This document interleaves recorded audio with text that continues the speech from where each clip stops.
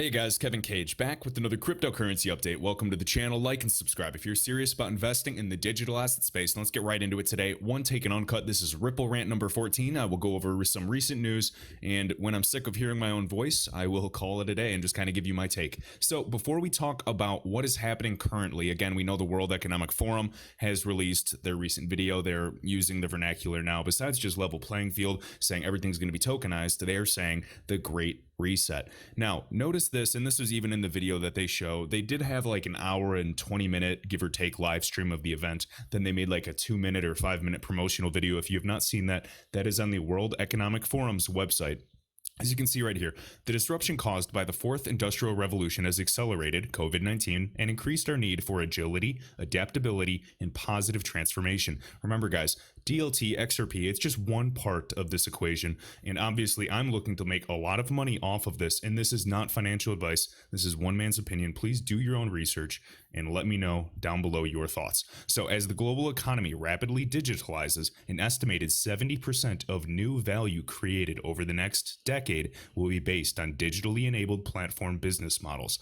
Now notice, you guys think that DLT and even the subset blockchain and the crypto assets, a finite amount to protect the network, are a fad. I get it. But what you don't understand is there's so many more benefits than just kind of the tulip bubble and store value that Bitcoin sells. There's actual business utility and application for this. And people just kind of lack to understand that. And I guess that lack of understanding is where the Wall Street boys, the institutions, will gobble it up for pennies on the dollar, and it has been happening steadily. What you have to understand is this: DLT, everyone's going to have their own shared version of the ledger. It's going to be based on trust entirely. There's no central authority. There's not as much systemic risk. There's resiliency. It'll work in tandem well with the cloud, with storage, with even security. I know there's quantum computing. There's, now there's new cybersecurity measures as well. It's going to go very, very deep. And for tokenization of assets and actual interoperability between all things, not just messaging, but true value in networks being able to interoperate. Excuse me. Now, one thing that I've heard someone say is with these networks, interoperability, at the end of the day, it's just messages. Okay, a single standard, a single protocol, a single language for everything to interoperate. So nearly half of the world's population remains unconnected to the internet. Remember, the unbanked. Think of what the Bill and Melinda Gates Foundation are doing. Think of what Hyperledger, think of what Ripple, think of all these massive groups unbanked throughout Latin America, Southeast Asia, throughout Africa, throughout India. It's a huge population that needs connectivity. Now, and some of them only have mobile phones and mobile wallets, but they don't even have a bank account within the, their distant village, for example. Well, digital technologies have the potential to enable new value for everyone. They risk further exacerbating exclusion, the unequal concentration of power, etc. Okay, so we got 5G, global remittance payments, again, cross-border payments, specifically what XRP is tackling too, and that's only one part of the equation. If you think that they're only tackling remittance and that's the only utility that XRP has, you couldn't be further from the truth. All right, so to tie some things in, I wanted to just tweet this so I can make a video about this topic. Again, I bring it up every once in a while. So remember, Ripple, they've always been going after low value, the low hanging fruit corridors that are highly inefficient. R3 with Corda, their actual permissioned platform. With DLT, they are high value. That's the world of trade finance. Swift, it is well known, but people don't talk about it. If Swift had to choose between utilizing Ripple or R3 for XRP, it's my bet that it would be R3 because they've already had trials and integrations with the Corda platform. It's right in front of us everywhere. So again, back at the Paris FinTech Forum, the CEO, Mr. Godfrey Lebrant, he's now retired, sitting side by side with Brad Garlinghouse, CEO of Ripple. And they said they had this integration. It'll be a trial that will connect Swift's GPI link gateway with R3's Corda platform. Notice the only digital asset ever named to be able to settle on Corda was XRP. Now, it can settle with any currency. I just wanted to let you know that the only digital asset that has been named thus far has been XRP for settlements. Swift GPI is just like Xcurrent. It is just merely messaging and clearing and reconciliation, all of that. Okay, singular format like Xcurrent. So the monitor payment flows, we get it, APIs and ISO standards. All right, so now we keep going. Swift GPI will integrate directly to Corda Settler, the application that allows participants on the Corda blockchain to initiate and settle payments obligations. That is the actual physical delivery of payments via both traditional and blockchain-based rails. Understand there's going to be a bridge for these systems, even the things that are kind of fiat to tokenization today. All right. And again, XRP, it doesn't matter if banks have fiat or they go and completely digitize with central bank digital currencies. A bridge currency is still needed, a highly liquid asset on a ledger that is trusted with protocols to enable, interoperability. I know I keep saying that word, but again, R3 co-founder Todd McDonald, and notice that a lot of people in R3, they have NDAs. They cannot discuss Ripple. You never hear them talk about it. But every single document, when you see Ripple and R3 with, even throughout the Euro system, shows settlements and Ripple messaging and XRP. And I'm sure that's just a coincidence to you guys. All right, this will enable obligations created or represented on Corda to be settled via the large and growing Swift GPI network, GPI Link, corporates. Let me see here. Will be extended to support other DLT, non-DLT, and then e-commerce trade platforms. And then notice here, recent launch of Corda Settler, talking about the new standard to settle payments across the world. Benefit fast, secure, and transparent settlement provided through the Swift GPI banks. Interesting. So this partnership could potentially keep Swift afloat for the time being. Remember, high value. Call it impossible. Time will tell. I wonder how much XRP R3 did settle upon during their lawsuit with Ripple. I know that they were promised 5 billion XRP at discount initially. And yes, guys, there are contracts. If you get this, I got an ignorant comment down below. I didn't even bother. If you get 5 billion XRP as an institution, you have to sign a promise and you're not just going to dump it on the market. I guess there's just, most of the people on Twitter aren't that logical in terms of business, but they cannot do that. So I'm assuming that they still settled for a significant amount of XRP, even if they didn't get it at the same discounted price. Let's say that they got, 1 billion XRP. They still have a vested interest to utilize the best protocol and the best asset, specifically XRP, for this use case. Okay. All right. Next up.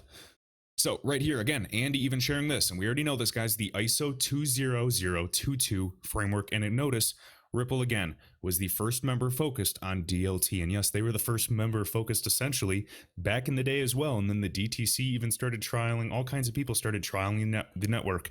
Former high-tiered individuals are now leading not only RippleNet, not only are on the board of directors or even advisors to Ripple, but they're also leading PolySign. We're talking, State Street, you can keep connecting them. Then you can see other former Ripple executives go to take high positions, such as Robbie Mitchnick, blockchain lead at BlackRock. But I'm sure that's just another coincidence to you guys that don't see it. Again, even James Rule just talking about, I believe he's referring to, let's see, already adopted domestically in 70 countries. That's estimated. Yeah, so ISO.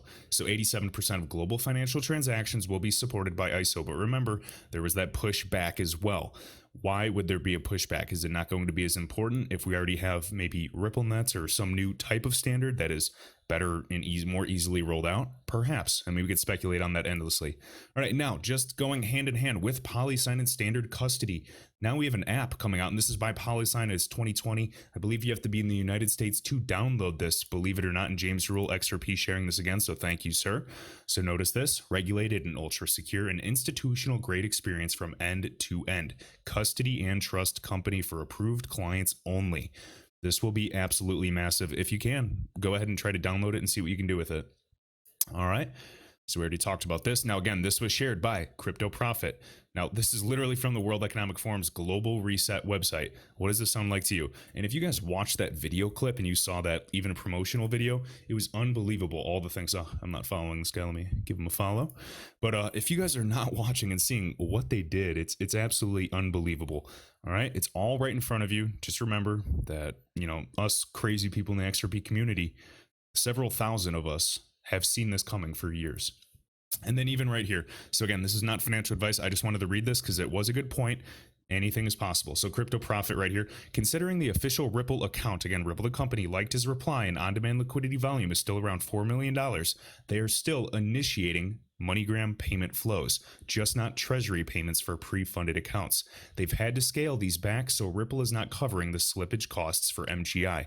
Remember, we need much more liquidity for XRP.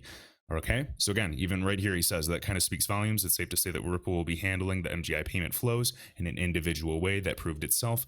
This seems a lot more sustainable in figuring out slippage costs and the ability for the market to absorb the payments. This also means, one, they've proven that the tech to MGI, or they've proven this tech to MGI and other clients. And two, it's sustainable. No more Ripple giving away XRP to incentivize and help, MoneyGram cover their costs.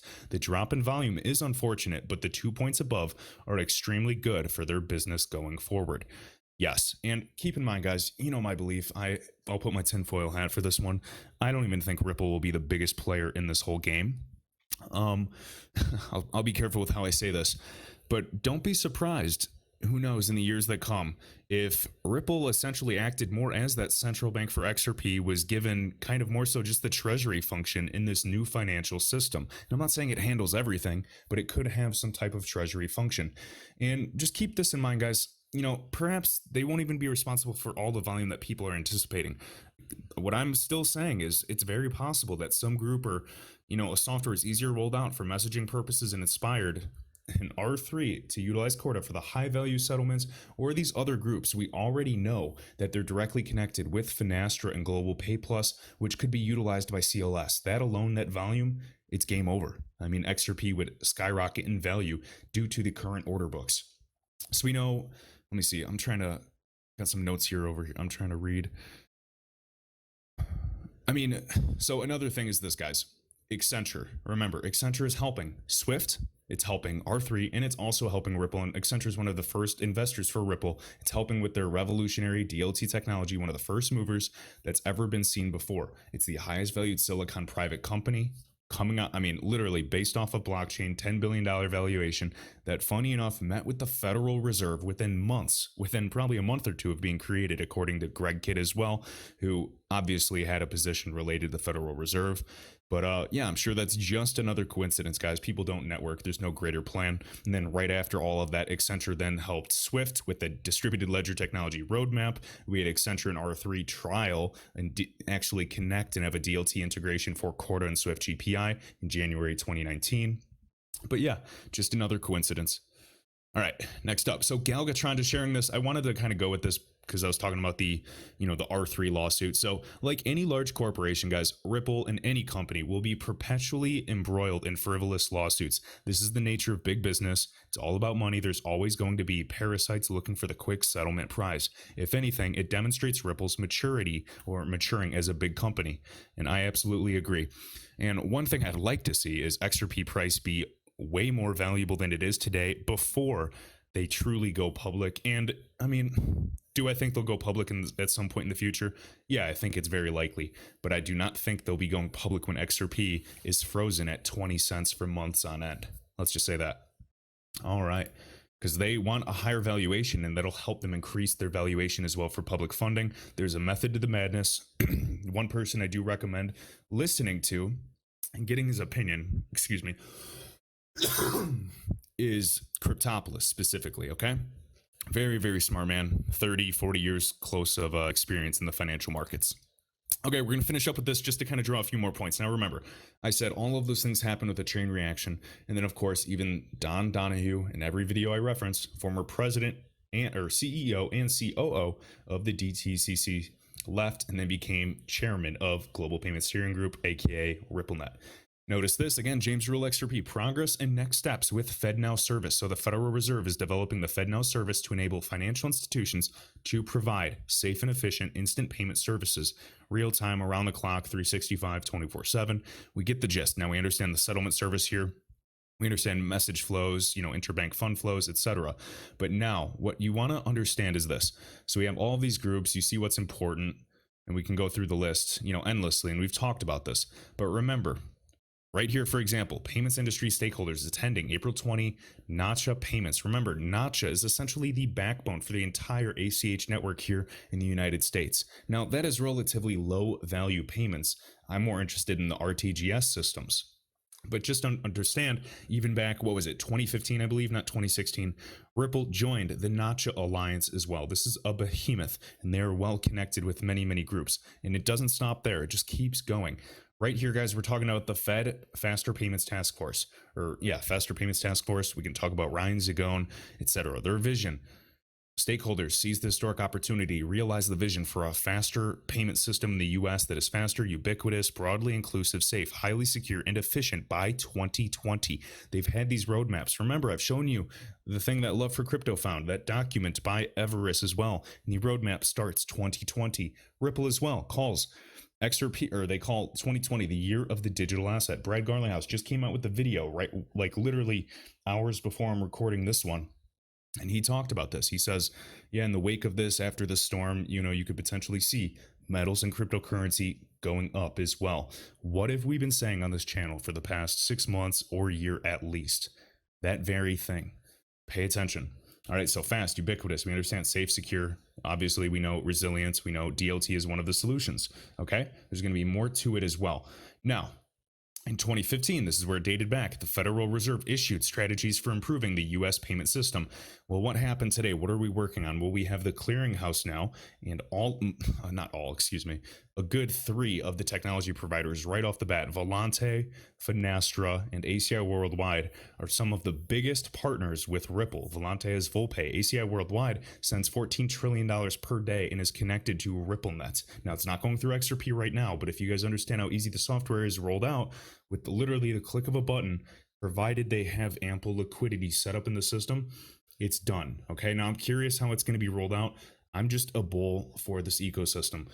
Obviously, you can use other networks, but you understand the benefits of XRP, and if they do grow it like they plan to, and it is my belief based off of some of the founders and many well-connected people, that XRP has one of the best chances in the cryptocurrency or digital asset space. So, which outline the collective thinking of U.S. payment system stakeholders and the Federal Reserve on desired outcomes. Okay? Desired outcome, again, cross-border payments industry collaboration. Remember, even R3 now is talking this vernacular along with the International Monetary Fund, even the World Bank, saying teaming up with the private and public sectors. What does that mean? I think you guys know exactly what that means. Right? And then lastly, again, the Faster Payments Task Force. Well, what does this have to do with Ripple? I mean, they're directly connected, guys. Like, for example, you can literally type in Ripple here, and we got Mr. Ryan Zagone. It's just never ending. I mean, you can look at his track record, go to LinkedIn and listen to him speak. You'll be absolutely amazed. And this is like years of experience, years of lobbying, years of working with the right people. These are just a few examples. This is the absolute tip of the iceberg. I don't know how long this video was. Hopefully I was kind of brief, and I know I'm just talking quickly. But I'm going to continuously be making these videos because I have newcomers coming to these videos, commenting something down below, and then just they have no idea what they're talking about. This goes so deep. This is absolutely the tip of the iceberg. And if I'm forgetting anything, just mention it down below and I'll try to include it in my next video. But I just want, if I can encourage anything, I want everyone to think for themselves, do their own research. Now, of course, I had some speculation in this video. Some of it was hype. I get it. But please understand, I did show you some facts. I showed you Nacha. I showed you the Faster Payments Task Force. I showed you what Standard Custody and PolySign are working on. You already know who's behind them. Tim Keeney, David Schwartz, Arthur Brito. It's never ending. Look, go to PolySign, their website, go to Standard Custody. These groups are going to be changing the world, and all of these companies are getting a slice of this pie. So just pay attention to this. This is like the dot-com bubble going all over again in the early 90s, where there's suppression for a few years and then pop. And everyone is going to wonder how they missed it because they were distracted with protesting, riots, oil manipulation, Brexit, Chinese trade deals, Trump, impeachment talks back in the day. Weather, there's been crazy storms, forest fires, pandemics. It's never ending. Layoffs, mass layoffs, quarantine and lockdown.